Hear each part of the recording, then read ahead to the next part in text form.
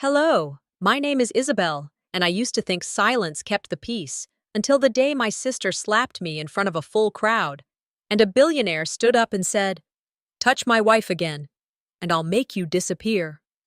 People gasped. Cameras caught it. But what they didn't see was that the slap wasn't the beginning. It was just the first time the world witnessed what I'd lived my entire life. A family that didn't just ignore me, they erased me. So ask yourself, how far would your own blood go to make sure your voice never got heard? I never imagined that a quiet, late afternoon at South Park Mall would unravel everything I thought I knew. I stood behind the counter of our boutique, adjusting a sequined dress under soft lighting, checking that the fall was straight, the beading even. The boutique smelled faintly of leather and perfume. Outside, shoppers walked by. Some paused, some glanced, but none expected what was about to happen. My sister Sable was strolling through in a tailored ivory suit, the kind of expensive cut that makes people turn their heads. She had been the keynote speaker at a charity event that day. Her speech was about support for women in business. I, Isabel, 33, was working. My usual role. Manager of staff, fixer of details, unseen backbone. But never guessed. As she came closer, our eyes locked for a moment. I smiled politely. She nodded curtly. Then she stopped, tilted her chin. "You look tired," she said, voice quiet but sharp enough. "Trying too hard." I offered a small laugh. "Long day," I replied. "The displays needed arranging." But she shook her head. "You always set us back," she said, loud enough that someone in Chanel across the hall heard. Trying to be like me, but never quite getting there. Something inside me clenched. Memories. I must have swallowed them 1,000 times. The nights I stayed late cleaning racks she'd inspect. The graduations I'd skipped because there was always something more important for her. The way her praise was something I watched but never heard. In that stretch of polished marble floor, she raised her hand and slapped me. The sound was sharp, a hush. My cheek stung, an echo of pain I knew too well, but always felt alone. Mortified, I placed a hand over my face, but not before seeing cameras, phones raised. Faces froze. Some widened in shock. Others diverted eyes, as though they saw a stranger humiliated. My heart hammered. Shame dripped like sweat against my skin. I wanted to disappear. The boutique lights felt harsh, too bright. I tasted metal. I tried to steady my breath. Then a voice, one I didn't expect. Deep, unmistakable. "Touch my wife again, and I'll make you go." The words cut through the silence. My head snapped toward the sound. There stood a man, tall, dark-suited, composed, as though he belonged in leadership or boardrooms. I didn't know him. Yet the moment he spoke, something shifted. The crowd froze with me. Sable's face rigid, disbelief flickered. "What are you?" she started. He stepped forward, placed his hand gently on my shoulder. "You just attacked a woman in public," he said, voice steady. "She doesn't deserve this." I felt heat rise in me. Not shame this time, but something raw. Gratitude, yes, but also defiance. The kind of defiance that burns inside when you realize someone finally sees you. Security guards emerged from behind racks. They murmured something about disorder and "please follow us" to Sable. She hesitated, lips curled in massaged anger. Her eyes flicked at me, calculating, but she stepped back. Alexander, that would be his name, I would later learn, pulled me aside as I stood frozen, cheek warm, world blurry around edges. "Are you okay?" he asked quietly. I nodded, even though I wasn't. My hand pressed to my cheek instinctively. The pain was real, but it was the look in his eyes. I recognized it. Concern, but also recognition that I didn't have to always accept what was done to me. I managed to whisper, "Why did you call me your wife?" He paused, as though the question anchored him. "Because no one should ever raise a hand to someone they care about," he said, "even if they don't yet admit they care." The event ended shortly after. Chairs scraped. Guests drifted away. The mannequin heads in the window glared emptily. I gathered my jacket, trembling faintly. Walking out, Alexander beside me, I held myself differently. Not broken, just raw, exposed, but not silent anymore. He looked at me as we approached the valet. Evening sun cast long shadows across the parking lot. I could hear distant car horns, shoppers dragging bags, and me, in the midst of it all, wearing shame like an old coat I was finally ready to take off. "You don't have to keep letting them do this," he said, voice gentle.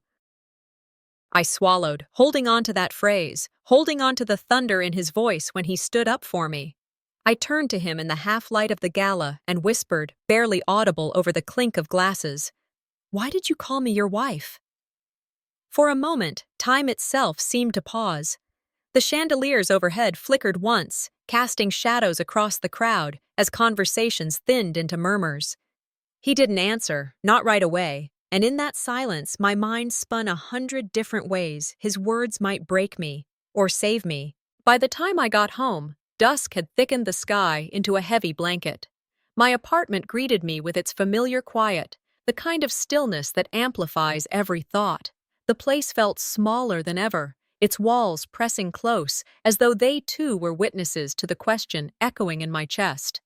I slipped off my jacket, folding it with trembling fingers, each crease too precise, as if tidiness might keep the emotions from spilling out. My cheek throbbed faintly where Sable's hand had landed earlier. The sting of the slap had already dulled, but the echo of his words, calling me his wife, burned hotter, heavier. It wasn't just a slip of the tongue, it was a recognition I'd never been allowed before. I pressed an ice pack against the mark. The cold seeped slowly into my skin, numbing flesh but sharpening memory. My eyes shut tight, my breath falling into measured rhythm. I reached for my journal on the bedside table, a familiar ritual. The blank pages waited, patient and unjudging, like the only witness I could trust. Spring had come months earlier, the season when I turned 33. It should have been tender. Bouquets on the counter, the warm glow of candles, the hush of laughter shared between family. But the day unraveled differently. I'd sat alone at a small bistro 2 blocks from my apartment, a plate of pasta cooling in front of me, each forkful left untouched. Every few minutes, I checked my phone. No messages, no calls. The screen stayed blank. At one point, I looked out the window and saw my parents' SUV idling at the corner. They drove past slowly, their faces lit by dashboard glow. They saw me. There was no question. Our eyes almost met through the glass, and yet they kept going. That night, I returned to my apartment with the silence of abandonment pressing into me like static.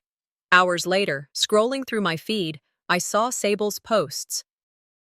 She was radiant, wrapped in shimmering fabric, celebrating with colleagues and friends. Dinner, music, a toast in her honor. The caption beneath the photo announced her birthday plans, rooftop soirees, praise for professional awards, people raising glasses in her name. I clicked like, because that was what was expected, but my chest ached. I remembered what I wore that same day, a dusty rose blouse, careful curls pinned into place, as if hope could be woven into the fabric. I had dressed not for myself, but for recognition, wishing someone, anyone, would remember. My mother used to call me first thing on my birthday, her voice bright but gentle as she sang the old Happy Birthday tune until I laughed. That year, silence swallowed the morning whole. 2 weeks later, the silence became louder when Facebook photos revealed a rooftop party at my parents' home, string lights glowing above, champagne flutes sparkling in the hands of Sable's friends. My parents were there, center stage, smiling wide. My absence wasn't even noted, it was expected. I sat on my couch with lukewarm tea, scrolling through the images, watching Sable glow under golden bulbs while my apartment sat dark and heavy. Back in the present, I pressed my palm to the mirror in my hallway. My fingertips brushed the flushed outline where Sable's hand had struck earlier that evening. The redness stood out against my skin. I didn't flinch. Instead, I stared hard at the reflection, eyes swollen from tears I hadn't shed, mouth set firm. I looked the same, but something inside me had shifted, something raw, jagged, unwilling to bend anymore. On the shelf sat the notebook labeled Plans. Its mauve cover was frayed, corners bent, pages filled with years of small betrayals catalogued in ink. Memories of slights I had endured silently, words I swallowed, times I told myself it wasn't worth fighting. Tonight, I pulled the notebook close and wrote a new line. Stop waiting, start moving. Later, my courage trembled as I dialed my mother's number. My hand shook with each ring echoing in the quiet kitchen. No answer. I stared at the screen until voicemail picked up, then hung up without speaking. My fingers typed instead. Did you see? Pause. Then another. I was there. And then nothing. Silence. The phone screen glowed in the dim kitchen until it dimmed again, leaving me with the hum of the refrigerator and the smell of soup congealing in a pot on the stove. I didn't reheat it. Instead, I slipped into my oldest sweater, the one with threads pulling loose at the cuffs, the fabric soft against my skin. I sank into the couch with no lights on, letting the darkness wrap around me. Outside, cars moved along the highway in steady hums. A dog barked somewhere down the street. A siren wailed faintly in the distance. The world carried on, indifferent. In my journal, I wrote the truth I hadn't said aloud. They don't remember me because I haven't made them have to. The sentence tightened around my chest like a band, painful, but clarifying. The tears came then.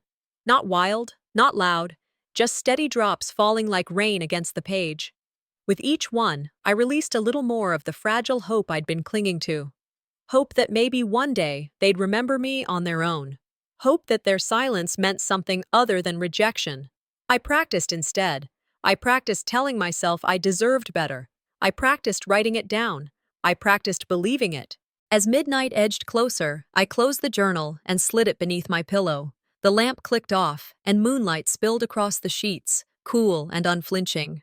I lay down, pressing a hand over my heart as if to promise myself I wouldn't forget this moment.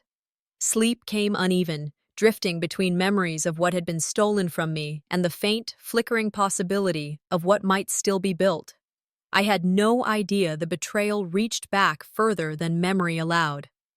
After midnight, I sat at my desk beneath the pale glow of a single lamp, its light pooling over scattered notebooks and a mug of cold tea.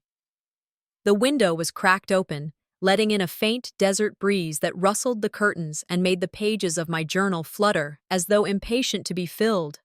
My cheek still carried the faint stiffness of Sable's slap, but that sting was nothing compared to the weight of what I was about to uncover. Sleep was not even a possibility. I powered on my laptop, its plastic screen reflecting tired lines etched into my face. Notifications blinked in the corner, but I ignored them. Instead, I dug into folders I hadn't opened in years, buried archives, the digital equivalent of attic boxes filled with ghosts. And there it was, UNC offer, 2008. My throat closed. I hadn't expected that wound to open again. I was 18 then, shy and soft-spoken, a girl who poured her voice into charcoal sketches and oil-stained canvases. I spent my senior year hunched over sketchbooks, pulling together a portfolio that carried all my hope. And somehow, it had been enough. The University of North Carolina had offered me a full art scholarship. I remembered holding that letter, my hands trembling with joy, the future stretching out before me in colors I had only dreamed of. I carried it into the dining room that night, where Mom and Dad sat across from Sable. My parents looked up, surprise flickering, curiosity leaning in. I told them everything. My heart nearly burst. Sable paused mid-bite, her fork suspended in the air. Her eyes flicked toward me, flat, calculating. Isabel, she said at last, her voice smooth but dismissive. You should think carefully. Might be better to stay close. Art is nice, but is it practical? Her words slid into me like ice water. I nodded, pretending to consider. That night, the letter sat folded on my nightstand while doubt took root. In the days that followed, Mom and Dad echoed Sable's logic. Community college is safer, they said. Cheaper, you can always transfer later. I told myself they were right, that saving money was wise. I believed them, blind to the betrayal already moving behind the curtain. Weeks later, an email arrived. Scholarship withdrawn due to missing documentation. I remember how the world tilted when I read those words. My breath caught. I stumbled to my bed and cried until my pillow was soaked. I thought it was my fault, my oversight, my incompetence, but I would later learn the truth. It hadn't been a mistake. Buried in the metadata, in the digital trail UNC never meant for me to see, was evidence of tampering. The email had been flagged by someone writing from a familiar IP address, our home computer. It had been sent through Sable's university account. Disguised, scrubbed of her name, but her fingerprints were all over it. A message crafted to undermine me, forwarded directly to admissions, quietly erasing my chance before it could take root. My chest ached as I relived the loss. The day I realized the world I had imagined for myself had been yanked away. I had stayed home, swallowed my grief, told no one what I suspected. While Sable moved forward into accolades and spotlight, I folded into myself. But tonight, tears didn't fall from defeat. They came with fire. I opened folder after folder, saving copies of every relevant email. I backed them up onto an external drive, double-checking metadata, cross-referencing addresses. The evidence was damning. My fingers trembled, not from weakness, but from the sharp cocktail of grief and rage running hot through my veins.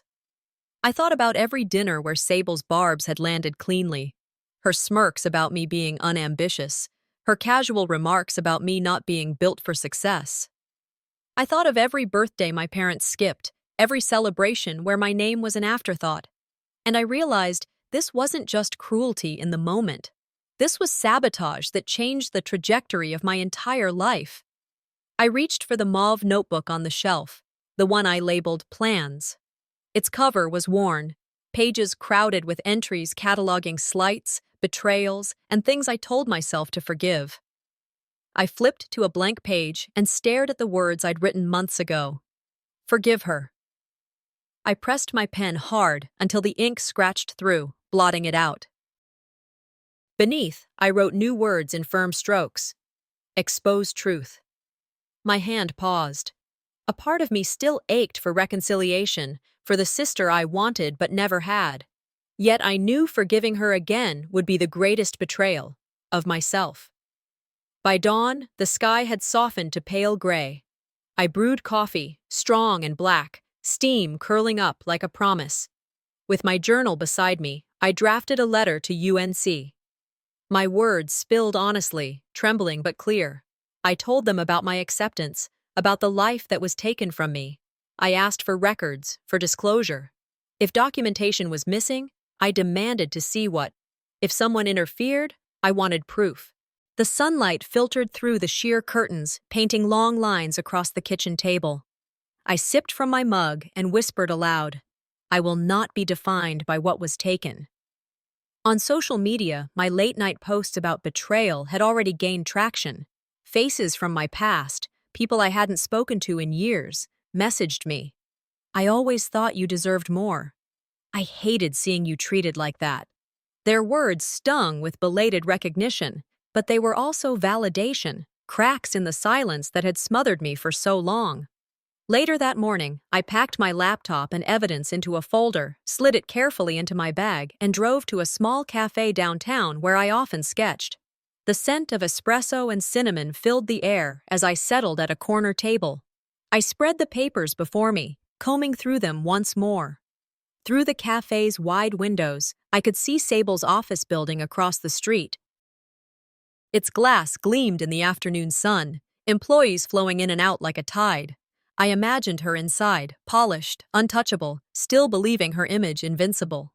She probably thought nobody remembered UNC. She probably thought I didn't know. I didn't approach. Not yet. I watched. I planned. Because remembering is power. And truth, once unearthed, refuses to wilt in shadow. I closed the folder, let my fingertips linger on the edge of the page where her name was etched in the evidence. Quietly, I whispered, They made me small on purpose. Then I stood, folding bills onto the saucer for my latte, nodding at the barista's smile. When I stepped outside, the breeze was warm against my skin. Sweet, sad. But this time, my steps carried more than shame. They carried history, and history, once revealed, cannot be buried again. I wasn't done crying, but I was done staying silent. 3 weeks had passed since the incident at the mall, but the echo of it still lived in my body. Early morning light crept through my bedroom blinds in pale stripes, touching the walls like a quiet reminder that time moved forward whether I was ready or not. My alarm went off, shrill and ordinary, dragging me out of uneasy sleep. For a moment, I lay there, staring at the ceiling, hand resting against my cheek where a faint scar lingered. It pulsed sometimes, like memory pressing against skin. I rose slowly, choosing clothes with unusual care. No heavy makeup today, no masks, no concealment. I pulled on a blouse I had ironed the night before, smooth against my arms, and slipped into slacks that felt practical but strong. In the kitchen, I poured coffee into a travel mug, steam curling against the window pane. I whispered to myself the same words I had been practicing since that night. Walk tall. Do the work. Ignore the noise. The boutique on East Moorhead Street shimmered under morning sun as I approached, its glass doors catching light from passing cars. Inside, everything looked perfect. Rows of silk scarves folded into triangles, racks of tailored jackets lined like soldiers, perfume bottles gleaming on mirrored trays. But the perfection in objects only magnified the imperfections between people. I felt the shift the moment I stepped inside. Heads lifted, eyes darted, voices lowered. Two co-workers near the fitting room stopped their conversation mid-sentence as I walked by. One tugged at her blouse, smoothing imaginary wrinkles. The other adjusted her apron strings. Neither of them met my eyes. Their silence was not neutral. It was heavy, deliberate. I carried a tray of perfume bottles to the counter, set them down gently, and focused on the inventory sheet in front of me. Restock orders, hanger counts, numbers and tasks, small certainties I could control.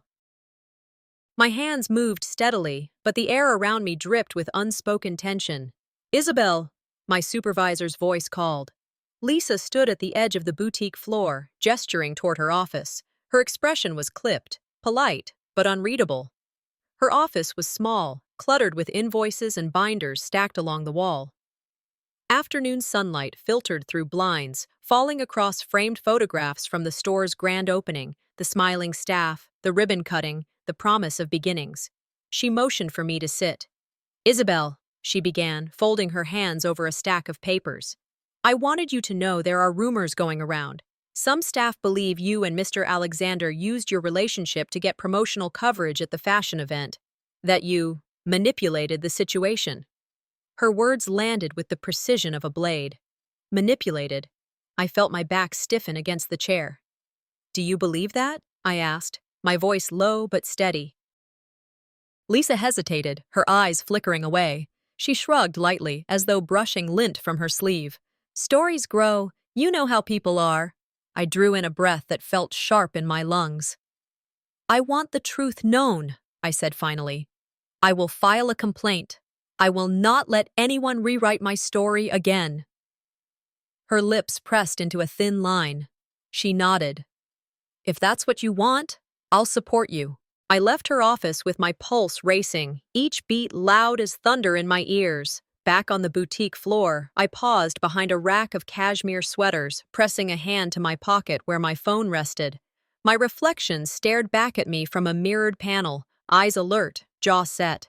I wanted to scream, to demand silence break open, but instead I folded sweaters with deliberate care. Each fold, each crease, became a kind of armor. Flashback. 2 years earlier, at a different boutique downtown, the whispers had destroyed me. A supervisor had told customers I flattered management to get ahead.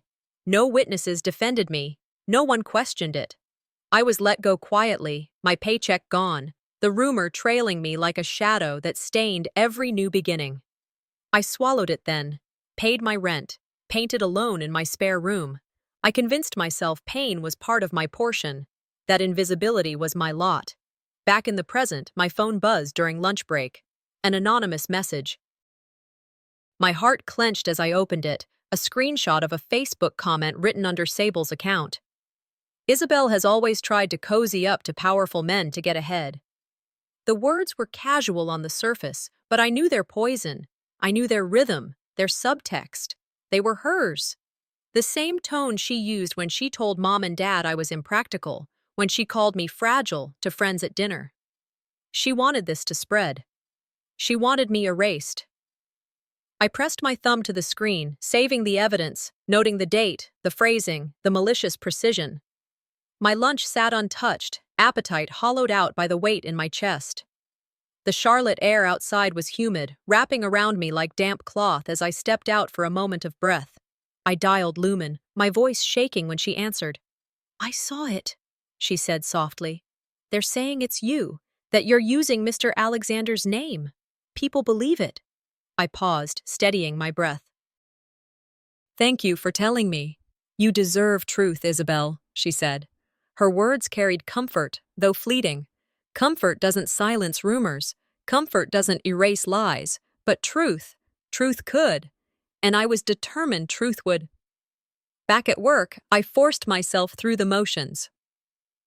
A customer dropped coins at the counter.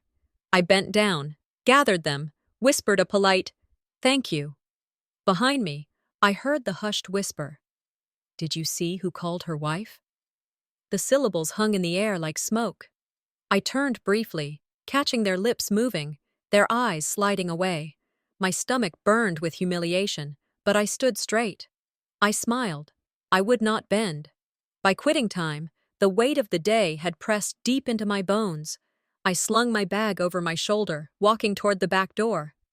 And there he was, Alexander. He stood near the exit, hands folded, eyes watchful. He had come on some errand, but when his gaze caught mine, it lingered. In his expression, I saw something steady, support. He didn't speak, but he didn't need to. Outside, dusk had settled over Charlotte, the sky bruised purple, the air thick with jasmine and the faint metallic scent of rain. My boots crunched against the pavement as I walked toward my car. Street lamps flickered on, their light stretching long across the asphalt. My phone vibrated, a message from HR. Meeting scheduled tomorrow regarding recent complaints. I unlocked my car. In the darkened glass of the door, my reflection stared back. A woman bruised, scar faint beneath her skin, but her eyes were awake, alert. Someone not finished crying, perhaps, but someone finished staying silent. They thought cutting me off would silence me. Instead, it only lit the match. Sunday morning light filtered through my blinds, pale and steady, like a witness unwilling to look away. I lay in bed longer than usual, my chest rising and falling in shallow rhythms. My cheek still pulsed faintly, a ghost of the slap that had ignited everything. Rumors at work, betrayals unburied, a sister's cruelty, a mother's dismissal, a father's silence. But today, I couldn't just breathe through the pain. Today, I needed confrontation. I reached for my phone on the nightstand, its screen cracked across one corner from a fall I never got around to fixing. I brewed coffee in the kitchen, black, strong, bitter, and carried the mug into the living room. Paper-thin sunlight traced edges of the furniture, turning every object into a silhouette. I stared at the empty family group chat, my pulse racing. My fingers trembled as I typed, "We need to talk. All of us." For a moment, I hovered over the screen, the words daring me to erase them. Instead, I pressed send. The replies came quickly, curt and clinical. A Zoom call, 2 hours from now. My mother asked if I was upset. I wrote back, "I want you to hear everything." She didn't reply again. But the call remained on the calendar, immovable as a courtroom date. When the hour came, I positioned myself at my desk, laptop glowing in the dim room. The call connected. One by one, their faces appeared. My mother first, sitting stiffly on her sofa, morning light gilding the side of her face. My father, half-shadowed in his office chair, his brows already furrowed as though bracing for inconvenience. And then Sable, always last. Designer blouse, hair styled into perfect waves, lips curved faintly upward like she had already won. She looked at me, not with curiosity, but expectation, as though I had dialed in to apologize. I inhaled deeply, grounding myself. "Why didn't any of you defend me at the event?" My voice didn't rise. It carried. When she slapped me, when people stared, why was I alone? For a moment, no one answered. Then my mother sighed, her shoulders quivering, her hand brushing the fringe of her shawl. "You embarrassed the family," she said softly, but the words were steel. Something cold and sharp lit behind my ribs. "Is it embarrassing to be hit?" I asked evenly. "Or embarrassing that no one stood with me?" Sable's laugh broke the silence. It was soft, precise, rehearsed. "You always make everything about you." The dismissiveness landed exactly as she wanted, flattening me into caricature, erasing the hours I'd given to the boutique, the late-night straightening displays, the countless customers I calmed, the bills I paid without complaint. Did she remember? Did she care? I met her eyes through the screen. "From now on, if you harm me again, I'll expose everything you've hidden from the world." My tone didn't waver. "Not if you hurt me, if you harm me." Emotional violence counted. Erasure counted. My father leaned back, the leather of his chair creaking. His brows tightened into one line. "Are you threatening your own family?" I smiled softly, though it felt like a knife twisting in my chest. "No," I said. "I'm promising to protect myself." Sable's lips curled into a smirk. "Maybe we should stop calling you our daughter if you see us as enemies." The words hit with surgical precision. Cold comfort. And then, as if rehearsed, my mother echoed, "Perhaps." The Zoom screen glared with tension. The silence was thicker than words. I swallowed hard. "Maybe you never really saw me as family in the first place." For a moment, no one breathed. The cursor blinked in the chat window, mocking me with its emptiness. Then, one by one, their exits came. Sable's camera clicked off. My mother vanished next. My father lingered long enough for his chair to creak once more, then his square disappeared too. I stayed there, staring at the empty screen until the silence pressed in too tightly. Then I closed the laptop. The apartment felt hollow. I wrapped a shawl around my shoulders, pulled tight as armor, and walked to the window. Outside, cars hummed along the street. A bird traced circles overhead. A jogger passed by. The world moved on, indifferent. I stood still. By afternoon, I forced myself to my desk. Fingers hovering over the keyboard, I created a new folder. I titled it simply, Evidence. Inside, I began to build a map of betrayal, screenshots of Facebook comments, forwarded rumors, old emails I had once tucked away, hoping someone else would notice. Messages left unanswered. Proof no longer for myself alone, but for others, so the truth couldn't be erased. I called Lumen. My voice shook only slightly as I described the meeting, how my parents gasped, how Sable curled her lip, how none of them chose me. I told her how I had promised not to stay silent.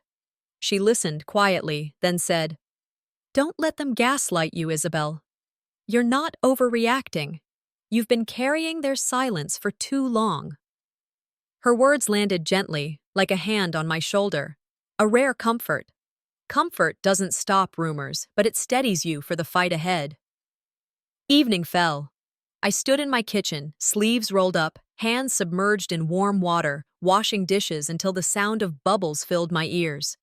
In the darkened window, I saw my reflection. Tired eyes, hair pulled back, the bracelet Mom once gave me at Christmas still circling my wrist, the necklace from my first art show hanging faintly against my collarbone. Small tokens of moments when they wanted me visible, symbols they thought I'd forget. I held on to them now. I dried my hands, sat back down at my laptop, and typed a message to HR. I attached screenshots, comments, whispers, the proof of Sable's words. I asked for a meeting, direct and clear. My finger trembled as I pressed send, but the tremble wasn't weakness, it was release. Night deepened. I turned to my journal, its pages already thick with ink. I wrote in bold strokes, "I will be fierce. I will be loud." Then I paused, pen hovering, heart steady. I do not want revenge. I want acknowledgement. I closed the journal, slid it beneath my pillow like a secret vow. At the window, the moon carved silver across bricks and asphalt. I touched my cheek where the slap had left more than a mark. It had left a memory, an origin point. But tonight, I felt something else. the weight lifting, if only slightly. The first breath of freedom. They thought cutting me off would silence me. Instead, it only lit the match. 1 week had passed since the explosive Zoom meeting with my family, but the aftershocks hadn't left me. They moved through my days like invisible tremors, shaking me awake each morning with the same reminder. They weren't going to stand for me, so I would have to stand for myself. I woke before dawn, the room dim with the pale gray of morning not yet arrived. My apartment was hushed except for the hum of the refrigerator and the faint hiss of cars on the distant freeway. I sat at the kitchen table with my laptop glowing, a stack of notebooks spread before me like a battlefield of memory.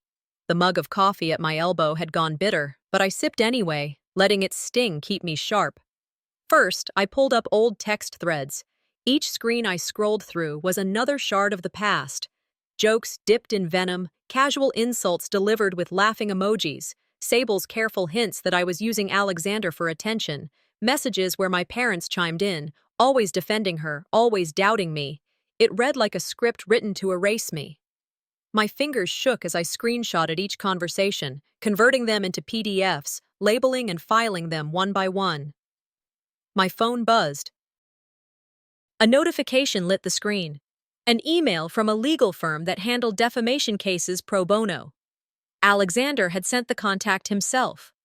The thought made me exhale slowly, almost gratefully. This wasn't just sympathy. This was help. I opened the calendar app and typed the meeting date in bold red. No longer markers of despair, markers of action. By noon, I was scrolling through social media. My stomach flipped when I saw it. The clip of Sable slapping me at South Park Mall had resurfaced. Someone had shared it on an Instagram story. The caption stung. Slapped at a fashion event, sister drama, truth, or marketing? But then I read the comments. She looks brave. This is abuse. No woman deserves to be humiliated like this. My chest tightened, not with rage, but with something far stranger, relief. For once, strangers weren't laughing at me. They were listening. They saw me. In the afternoon, I opened the latest email from HR at the boutique. They confirmed they would be investigating the rumors. My fingers flew over the keyboard as I attached my folder of screenshots, the Facebook comments Sable had made under her own account, the text messages, the whispers caught in print. I chose my words carefully. Defamation. Emotional harassment. With the attorney's help, I drafted a legal letter. The tone was firm but not theatrical, requesting that Sable retract her statements, that she acknowledge the harm she'd caused. I proofread the final line twice before sending it. Actions have consequences. My hand trembled as I clicked send, but this tremble wasn't weakness. It was power learning to take form. By late afternoon, my phone buzzed nonstop. Messages poured in. Friends I hadn't spoken to in years, strangers who had seen the clip, even clients who had heard whispers but now wanted me to know they believed me. I believe you. You deserve better. I hated seeing you silenced. Tears blurred the screen, but I caught myself before they fell too hard. I whispered aloud into the empty apartment. I see them now. Not family, but a chorus of unexpected witnesses who refused to let me vanish. When my shift at the boutique began, I walked through the back door into warm air tinged with the scent of new arrivals, leather handbags, fresh cotton, perfumes that clung to the air. My phone buzzed in my pocket. I glanced down. A message from Sable. You're embarrassing us. This private family mess should stay private. The words sent a cold ripple down my spine, but I didn't reply. I closed the message, tucked my phone away, and walked onto the sales floor. A customer waved me over, asking if we had a blouse in a medium instead of small. I smiled, polite, steady. Grace and control, skills I had perfected in silence. I gave them freely, even when I was breaking inside. As golden evening light slanted through the boutique windows, I clocked out and drove across town to a cafe with worn wooden tables and the smell of roasted beans woven into the walls. There, I met with the attorney. Her posture was professional but not distant. She let me speak without interruption, her pen moving across the page as I shared my story. I opened the evidence folder on my laptop, scrolling through screenshots, comments, timestamps, the chain of harm stretching back years. You have not overreacted, she said finally, meeting my eyes. You've built a foundation. The words sank deep, heavier than any compliment. A foundation. Something no rumor could knock down. On my way home, I stopped at the grocery store, wandering aisles aimlessly until I found myself standing in front of a display of candles. I picked one that smelled like vanilla and cedar. The scent reminded me of birthdays long ago, balloons tied to chairs, cakes with uneven frosting, moments before everything fractured. I carried it home. When night settled over the city, I lit the candle in the quiet of my apartment. The flame flickered, casting shadows across the walls. I sat on the couch, watching it dance, and thought about how even small acts of care were part of reclaiming myself. Later, I sat at the edge of my bed, laptop closed, journal nearby. The evidence folder sat waiting on my desk, heavy with memory and truth. For years, those files had been scattered in silence, ignored, hidden. Now they were assembled like armor. The weight of what I planned to do pressed down on me. But so did a strange kind of relief. For once, I wasn't hiding. I leaned back against the pillows, eyes fixed on the candle's soft glow. My journal lay open on the nightstand, and in bold letters across the last page I had written, "I will not disappear." And tonight, for the first time, I almost believed it. They thought cutting me off would silence me. It only lit the match. Days after I filed the legal notice, I wake to messages that feel like punches. My phone vibrates while the sun is still low, red glow behind the blinds. I sit upright, heart pounding, and read a post from Sable, her voice dripping through text. Isabel is emotionally unstable and always seeking attention. Sad that family loyalty means nothing. That was the beginning. I dress in light clothes, careful, soft blouse, jeans that still fit, stepping into daylight with armor made of facts. I gather the files on my desk, screenshots, voice messages, thread logs, and double-check their timestamps. Then I open my laptop and write a response to the post, measured, truthful. But I don't publish it yet. By midday, more messages arrive. A barrage of direct messages, screenshots shared by people I barely know. Comments under a local community page. She's looking for likes. Stop the family drama already. Why can't she move on? I feel the weight of eyes on me. Eyes that believe the lie. Then, something arrives in my mailbox. A notice from my landlord. My lease is being terminated early. Effective in 2 weeks. Reason: they no longer feel comfortable having me as a tenant. I read the words twice, then 3 times. The landlord is a distant friend of Sable. The tactic is clear: destabilize me, force me to bow. I bag my things and head to Lumen's. The drive across town is heavy with clouds. I pass familiar storefronts, parks, the bakery I used to stop at for muffins. I slow down at a red light and rest my head against the steering wheel. I don't cry. I make a decision. I leave the car running, dash into Lumen's house. She opens the door before I knock. Her hug is brief but real. She leads me inside, to her desk, where she plays a voice memo she recorded earlier. Confession. Her voice trembles. She admits she overheard Sable coaching someone to spread rumors, suggesting I used Alexander's name to get press, urging people to share gossip. Lumen says, "She said that if you ever try to shine, we'd all go dim." I listen, furious and vindicated, every word carving space for truth. With that recording, I decide to act. I post a portion of it on Twitter, anonymous handle, just the words, "If she ever tried to shine, we'd all go dim." The tweet spreads. Small accounts, big accounts, shares, retweets. People who said nothing now ask questions. I also deliver the restraining order request to the attorney. Legal team files paperwork, digital submission, legal cover.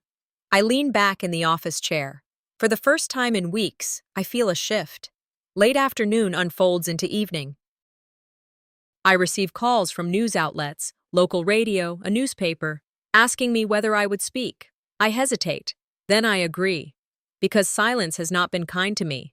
Speaking may be imperfect, but it cannot erase what is true. Night settles. I stand at my window in the apartment I still have. Boxes packed in corners, clothes folded in suitcases. Moonlight spills through. Phone in hand, waiting for replies. Hatred, support, surprise, all mixed. In the darkness, I whisper, I wasn't just surviving now. I was rewriting the whole damn story. I wasn't just surviving now. I was rewriting the whole damn story.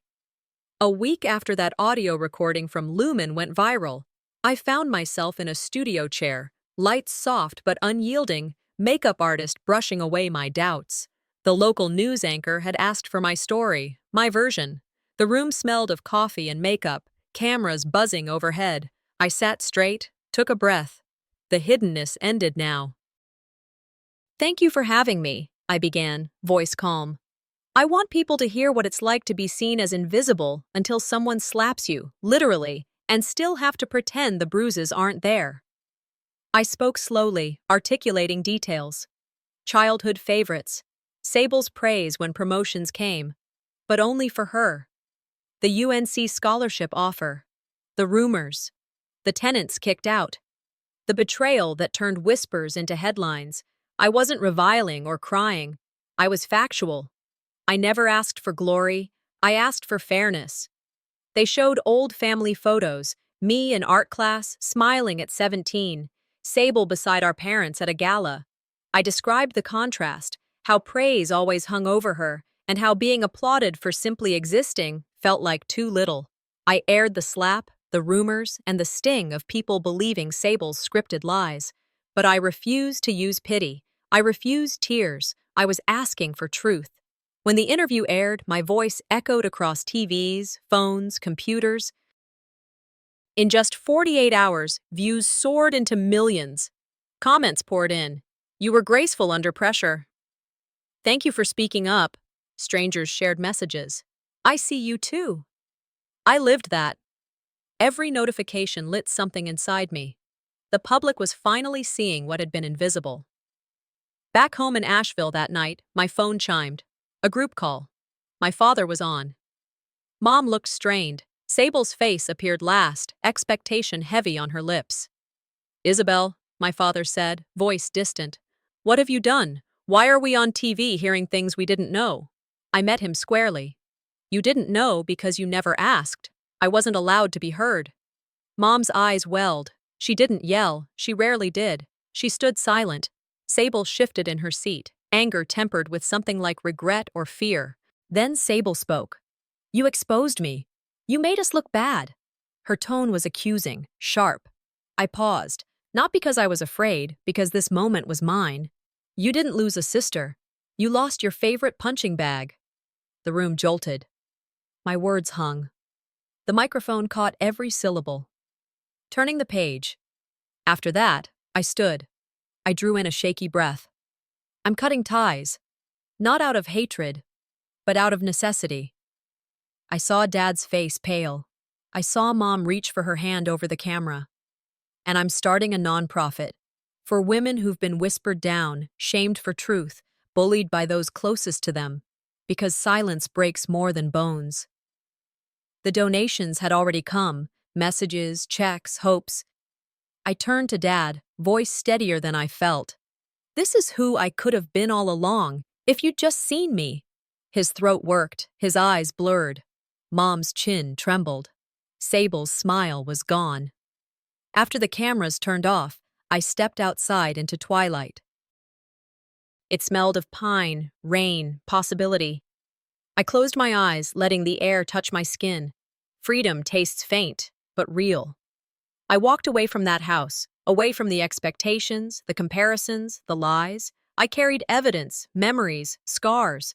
But I also carried something new, dignity reclaimed, a voice unmuted. I finally walked away, but part of me knew I'd always carry the weight of what they did. A month after the interview aired, I wake early and drive up winding roads toward Asheville's botanical garden. Mist clings to the oaks. The air tastes fresh, earthy, hopeful. I park near the entrance, the gravel crunching under my shoes. I hold the journal in my lap for a moment, waiting as the sun peeks through limbs overhead. Today is maybe the first day in a long time I feel like I belong to the world again. Quiet moments, I walk slowly down the main path, the soft thump of my footsteps among fallen leaves. Gardens stretch wide, ferns, azaleas, magnolia trees, petals pink and white, damp with dew. I pause at a bench shaded by a grand oak. I open my journal. My fingers trace the lines I've written late at night. Evidence, interviews, heartbreak, resolve. My eyes drift upward to the canopy. I think of all that's past, the chaos, the all-consuming shame, the fight, so much fury and sorrow, but also the wins, the times people reached out, the moments I said, I deserve more, underneath my breath. The letter she never sent. I unfold the page I wrote earlier, a letter to Sable. I read it aloud softly, to no one but the breeze. I wanted a sister. You wanted a stage. I kept your applause, swallowed our history, believed in a world where love would be enough. Perhaps I was foolish. But in that foolishness, I was real. I pause. The weight in my chest. The grief I carried isn't bitterness, it's recognition. Mourning the relationship I wished we had. For a moment, I think of calling her, but then I close my journal. No need. It was never her voice that listened. It was simply me trying to place words next to memories that kept hurting. Unexpected news. My phone vibrates. I glance at it. There's a headline from a local paper. Board members inquire. Allegations of workplace misconduct lead Sable Monroe to step down. My breath catches. I tap the story.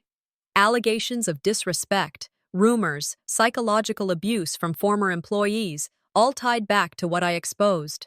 Her image tarnished. Accountability no longer invisible. I fold the phone into my bag. Not gloating, just quiet satisfaction that truth sometimes has claws, that justice doesn't always roar, but it can whisper and grow loud. A visit from Alexander.